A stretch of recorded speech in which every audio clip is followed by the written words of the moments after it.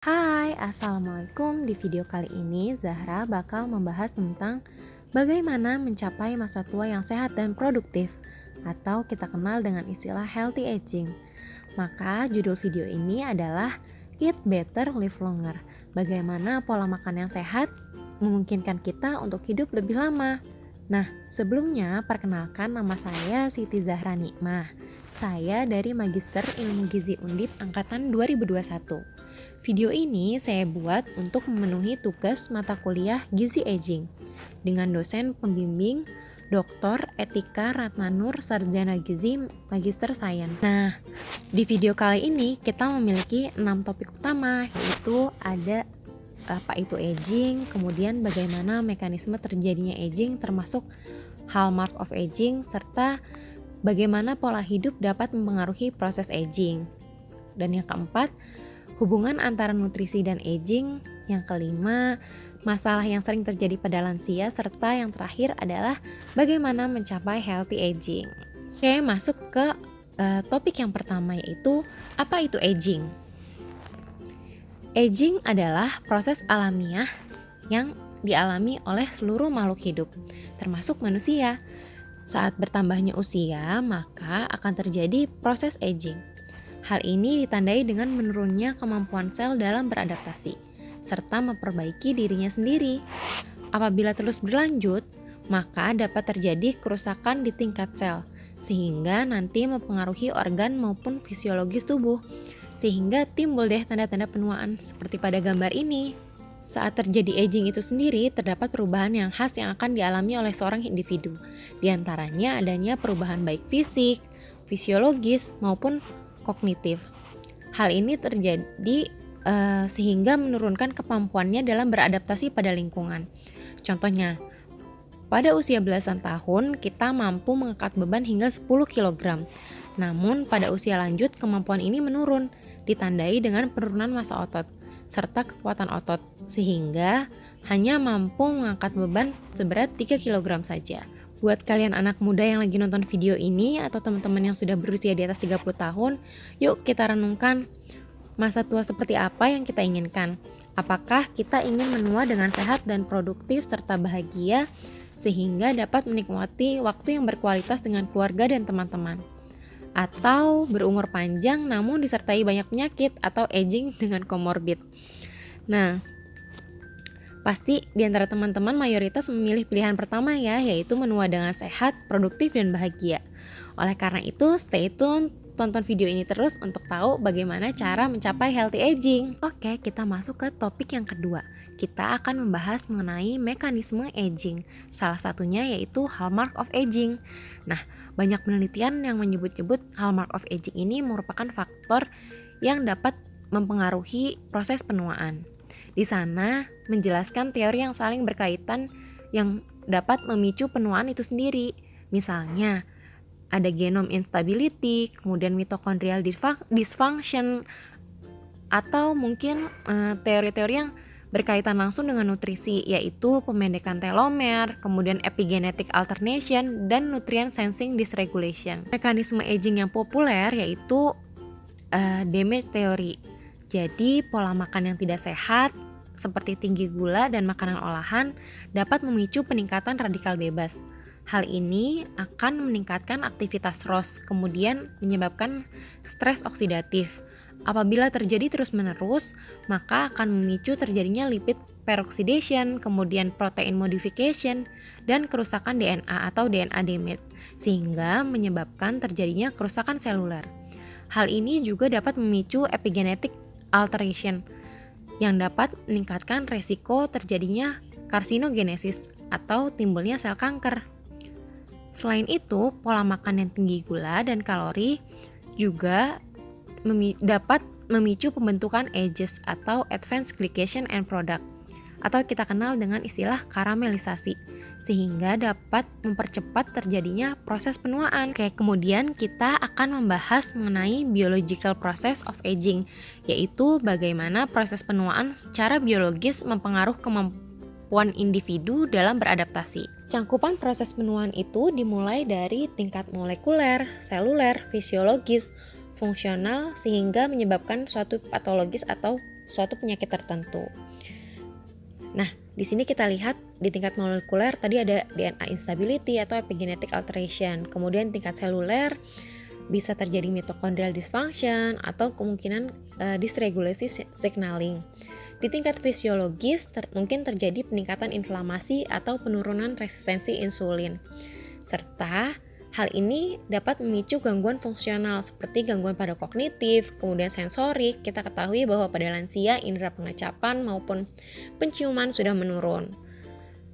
Kemudian akhirnya dapat menyebabkan suatu sifat patologis atau penyakit tertentu seperti adanya penyakit Alzheimer, penyakit gula, osteoporosis, dan lain sebagainya. Oke, kita akan masuk ke topik yang ketiga, yaitu pola hidup dan penuaan dini. Nah, bagaimana pola hidup sehat dapat mampu menghambat proses penuaan? Pada bagian ini, Zahra akan menjelaskan bagaimana pola hidup dapat mempengaruhi proses penuaan. Di sini, saya akan membandingkan dua gaya hidup yang menghasilkan outcome yang berbeda. Yang pertama adalah sedentary lifestyle, yaitu ditandai dengan kurangnya aktivitas fisik dan olahraga serta pola hidup yang tidak sehat seperti mengkonsumsi makanan olahan yang tinggi kalori namun minim nutrisi, serta ketidakmampuan mengelola stres disertai kebiasaan buruk seperti merokok atau minum alkohol. Faktor-faktor tersebut apabila dilakukan dalam jangka panjang dapat mempercepat terjadinya proses penuaan atau kita kenal dengan istilah early aging. Pola hidup aktif dan produktif yaitu dengan mengkonsumsi asupan gizi seimbang, rutin melakukan olahraga serta aktivitas fisik, serta kemampuan mengelola stres dapat menghambat terjadinya proses penuaan. Sehingga pada individu yang melakukan ini dalam jangka panjang biasanya tampak lebih awet muda, sehat, dan produktif. Oke, kita akan masuk ke topik yang keempat, yaitu aging dan nutrition. Pada topik keempat ini, Zahra akan membahas mengenai hubungan nutrisi dan aging. Pola makan atau asupan nutrisi dipercaya sangat berperan dalam biological proses timbulnya penuaan. Oleh karena itu, pemahaman tentang pentingnya asupan nutrisi yang adekuat dapat membantu kita untuk memperoleh healthy aging di masa tua nanti. Permasalahan yang sering terjadi adalah adanya malnutrisi. Hal ini bisa terjadi overnutrition, undernutrition, atau keduanya. Berdasarkan penelitian, diketahui bahwa mengkonsumsi makanan melebihi kebutuhan kalori harian beresiko mengalami obesitas atau sindroma metabolik. Keduanya merupakan kondisi yang dapat memicu proses penuaan atau penyakit degeneratif. Sedangkan untuk kasus undernutrisi seperti defisiensi vitamin dan mineral atau kurangnya asupan protein juga dapat memperburuk keseimbangan tubuh, sehingga hal ini dapat mempercepat timbulnya proses penuaan. Kasus yang paling buruk adalah adanya kelebihan nutrisi atau overnutrition disertai dengan defisiensi mikronutrisi. Oleh karena itu, penting sekali untuk memastikan kecukupan nutrisi sehari-hari agar kita dapat memperoleh healthy aging di masa tua nanti. Siapa nih yang sering mengkonsumsi makanan siap saji? Teman-teman bisa lihat ya pada gambar ini, makanan tersebut mengandung tinggi kalori, tinggi gula, dan tinggi lemak. Kita ketahui bahwa ketiganya sangat buruk bagi kesehatan apabila dikonsumsi berlebihan. Nah, makanan tersebut mungkin dapat memanjakan lidah teman-teman semua, namun biasanya tidak dapat memenuhi kebutuhan nutrisi yang dibutuhkan oleh tubuh kita. Yuk kita bandingkan dengan gambar di slide berikutnya. Nah, pada gambar kedua ini, makanan ini mengandung nutrisi yang baik dan dibutuhkan tubuh, yaitu mengandung tinggi protein, banyak serat, serta mengandung vitamin dan mineral.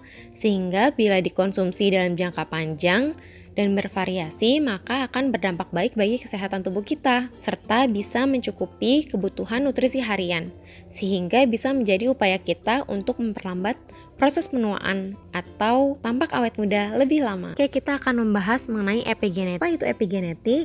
Epigenetik adalah ilmu yang mempelajari perubahan ekspresi genetik selain yang disebabkan oleh adanya perubahan sekuensi DNA.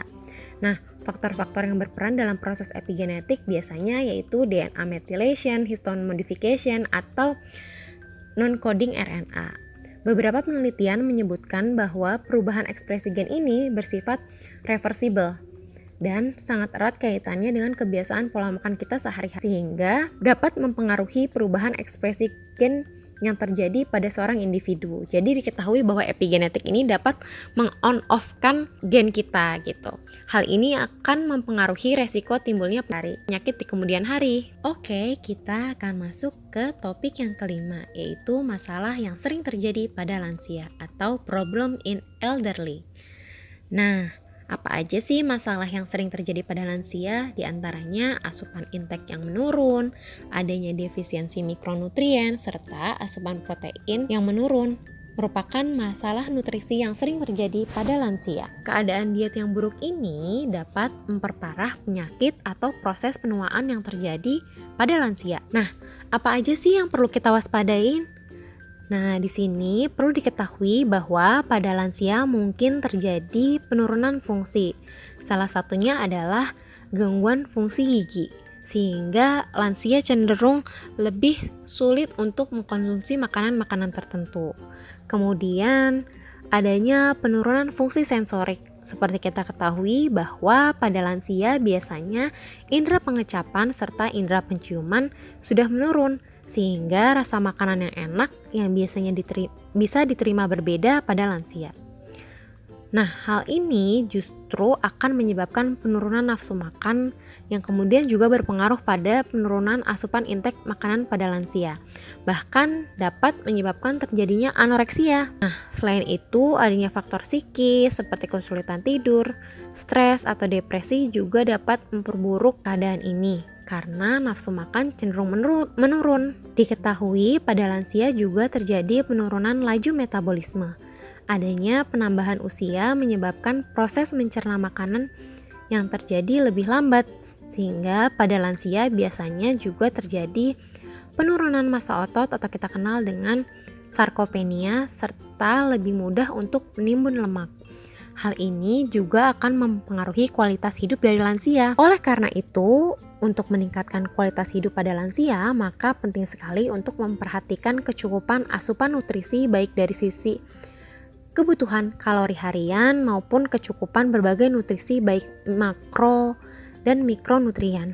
Makronutrien seperti karbohidrat, protein, lemak, serta mikronutrien seperti vitamin, mineral maupun serat. Nah, pada lansia kecukupan asupan protein juga harus diperhatikan karena dapat beresiko sarkopenia apabila asupan protein terlalu rendah. Selain itu, kebutuhan mikronutrisi lainnya juga perlu diperhatikan, diantaranya adalah vitamin D, vitamin B, zinc, zat besi, juga serat, serta kalsium tentunya. Pada lansia juga dapat dianjurkan untuk mengkonsumsi makanan yang mengandung probiotik serta prebiotik untuk menjaga kesehatan saluran cerna. Oke, masuk ke topik yang terakhir yaitu healthy aging. Pada topik ke-6 ini, Zahra akan membahas bagaimana upaya yang bisa kita lakukan untuk mencapai masa tua yang sehat, bahagia, dan produktif. Nah, bagaimana sih mencapai masa tua yang sehat, bahagia, dan produktif? Tentunya dengan melakukan kebiasaan baik yang kita terapkan dalam kehidupan sehari-hari. Apa aja sih? Udah pada gak sabar ya? Yuk kita simak aja. Nah, yang pertama adalah mengkonsumsi makanan yang sehat. Makanan yang sehat yang dimaksud di sini adalah makanan yang minim olahan serta mengandung berbagai macam nutrisi yang dibutuhkan oleh tubuh kita sehingga tubuh dapat menjalankan fungsinya dengan baik. Jangan lupa untuk memenuhi kebutuhan kalori harian. Beberapa teori juga mengatakan dietary restriction dan calorie restriction yang terukur juga dapat membantu memperlambat proses penuaan. Teman-teman bisa lihat di sini ada gambar pedoman gizi seimbang. Pemerintah dalam gerakan Germas menganjurkan pedoman gizi seimbang untuk memenuhi kebutuhan nutrisi harian. Beberapa pesan yang terkandung dalam gizi seimbang adalah konsumsi beraneka ragam makanan, batasi konsumsi gula, garam, dan lemak, serta harus mencukupi kebutuhan air putih. Jangan lupa banyak mengkonsumsi sayur dan buah-buahan, serta lauk pauk yang mengandung tinggi protein. Perhatikan pula label kemasan pada pangan dan jangan lupa mencuci tangan dengan sabun sebelum makan.